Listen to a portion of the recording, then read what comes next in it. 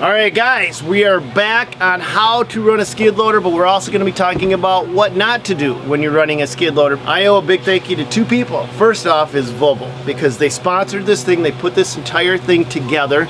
The second thing I owe a big thank you to is for my wife for being the guinea pig for me. And so we put her in the seat, we got the expert in the seat, and then we show you the mistakes, and then we show you how to correct them.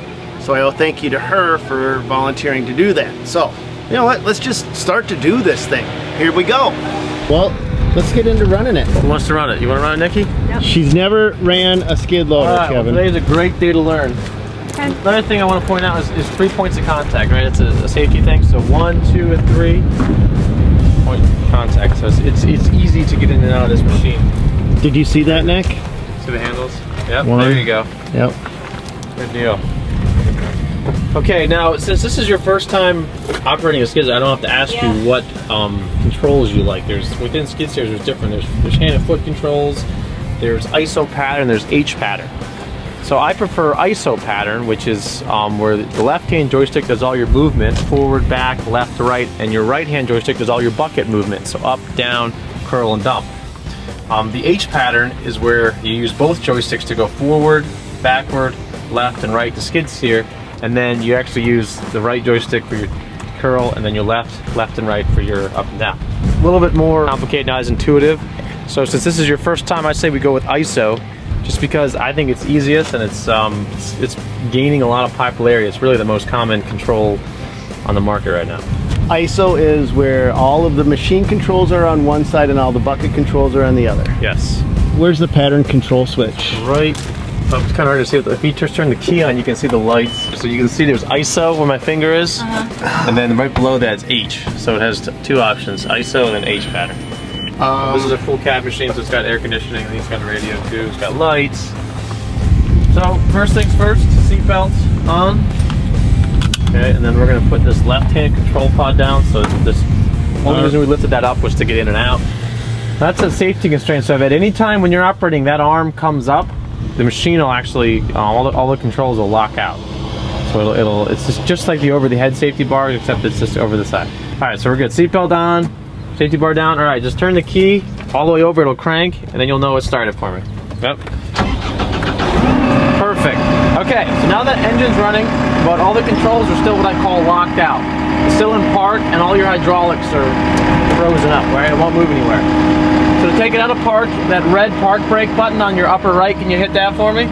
Is there a brake in case I start to move? It won't move? Yeah, it's hydrostatic, so as long as you don't touch a lever, it won't move.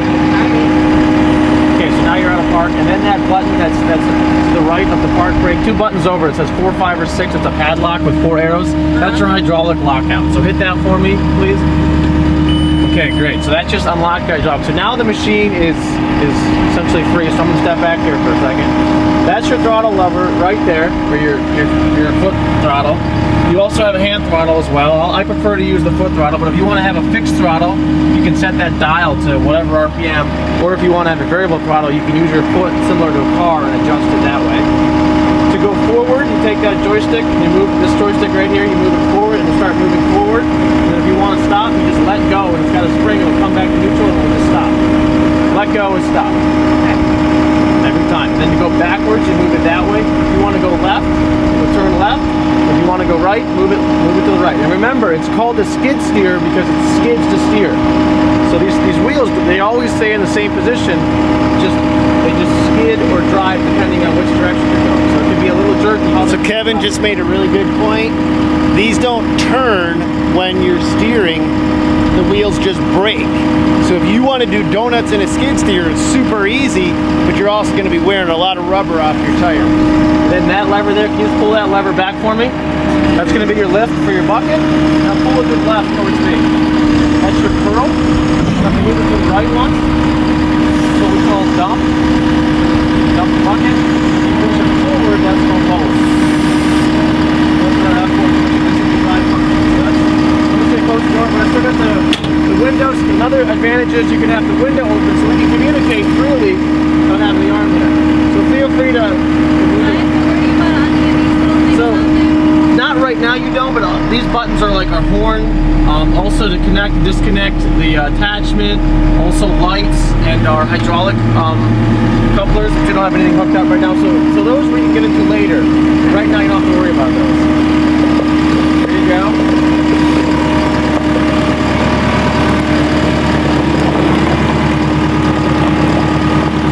Hey, go load that truck up now. There you go. You got the hang of it. What if we had the bucket like pulled all the way up and you can still just keep going forward, right? Yeah, you can, but you got to be careful. When you have, the higher you have that bucket in the air, the higher your center of gravity it is, and the more top heavy or unstable it makes it. So it's good practice to try to operate with the bucket lower to the ground. Keeps you more stable. Am I low enough? I would go actually a little bit lower. Keep going down, keep going. All right, right there is pretty good. So Kevin just made up a really good point. If you guys are just learning how to run a skid loader, don't put your bucket all the way in the air, because as you're driving forward, you have a greater chance of not only tipping side to side, front to back, but just, well, you have a greater chance of tipping. I mean, driving it down, and then yeah. they go to dump it in the truck, stop the machine, and raise it. So that way you're never trying to move when the bucket's up in the air. You know, you load it, you lower it, drive to where you need to go, raise to dump it as you stop. You don't want to try to move, raise and lower at the same time. Yeah, it's unstable. Drive around, get comfortable. Yeah. Go play in the dirt pile.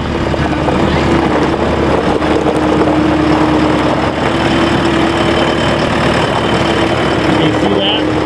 That front tire skid. You can actually see the tracks. See that? That's why they're called skid steers, because they skid the steer.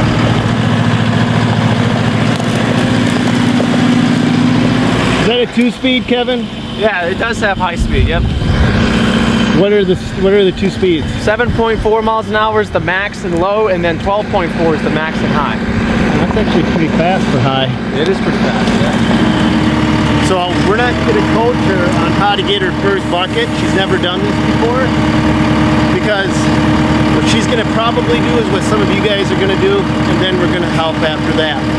I figure that's the best way for everybody to learn together. Oh, the arm doesn't go out. So to run into the pile? Yep. Really? Yep.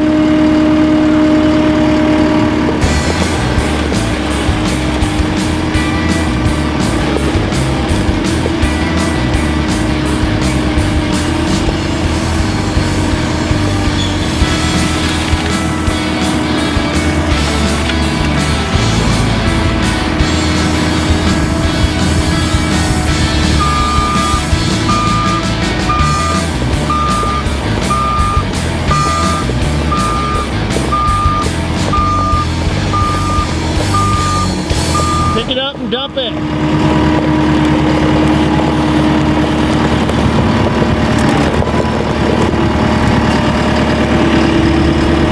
That wasn't a bad first scoop. Okay, so what she's doing right now, you see how that bucket's curled all the way back? If she continues to go up, she'll dump that load right on top of herself, which I would let her do. But I'm going to demonstrate that to you guys when we get in the machine. We're going to show you some of the common errors and mistakes that guys get in that will help you get beyond those beginner steps.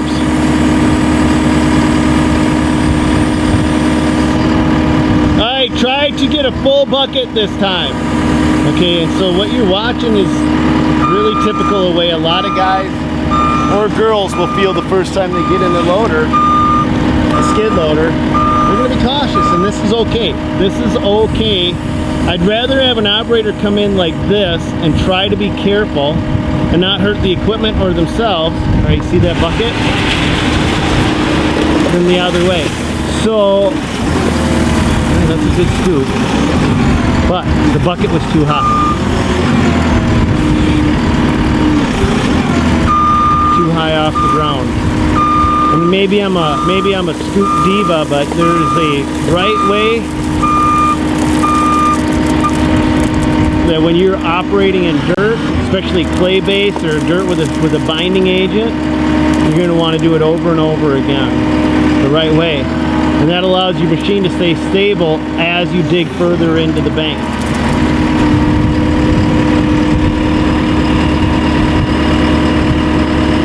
So she continues Back on you. right there. And that's common. That's okay, guys. She stopped and corrected. And the only problem is if that was big chunks of concrete, one big chunk of concrete can crush your legs or your feet when it comes back into the cab. Not all skid loaders have that safety door on the front or have a door on the front. Some of them have open cabs, and although they have the what is it, ROPS, rollover protection Structure. system. Yeah, roller protection structure. And then what is the FOPS, falling object protection structure. Okay, thank you. It still doesn't mean that something can't come back underneath it, especially on a skid loader, where, like she said something that was pretty critical. Kevin, did you notice how she said, well, how do you stretch it out to get the material further away from you? You don't. It's right there. So if it comes back on you, it's going to leave a mark. If you have an open canopy machine, you have to be very careful that you don't get hit with it. Or even if you have a cab machine, it could break your glass, windshield wiper, do damage to the machine, if not the operator. Right. You did great, but hop on out. Okay, so let's talk about the right way. When you have an operator in a piece of equipment, what's the right way to approach it? Well, first of all, make eye contact so that the operator sees the person approaching you. So you see me, I'm coming up to you. Okay, so that way hands free, and obviously the machine's off, so you're not gonna touch anything. But one more thing is I want to make sure I keep my feet clear of that bucket, right? So normally it's good practice as an operator to lower the bucket at all times. That way nobody can get any body parts underneath. That's essentially an unsupported boom right now. So if someone puts their toes or foot and that hydraulic cylinder breaks an O-ring, it could fall down and it could do some damage. So we want to make sure we stay clear of putting any body parts beneath that bucket right now. Always flat to the ground. Yeah, always flat. Always rest it on the ground. Yeah, so you could turn it on, start it up again. There we go. Okay, now hit that 4, 5, and 6 padlock button. Yeah, hit that. Okay, that's all you need to do right now. Just move that right joystick down. Okay, now move it to the right a little bit. Okay, keep going. Perfect. All right, there you go. That's good. That's the way we want our bucket resting on the ground when you're done. If you're running any kind of loader, always all the way down to the ground. Excavators, the bucket should be flat on the ground. If you're running a TLB, a tractor loader backhoe, both the front and back buckets need to be touching the ground. Everything's on the ground before you turn that machine off, before you leave it. All right, my turn.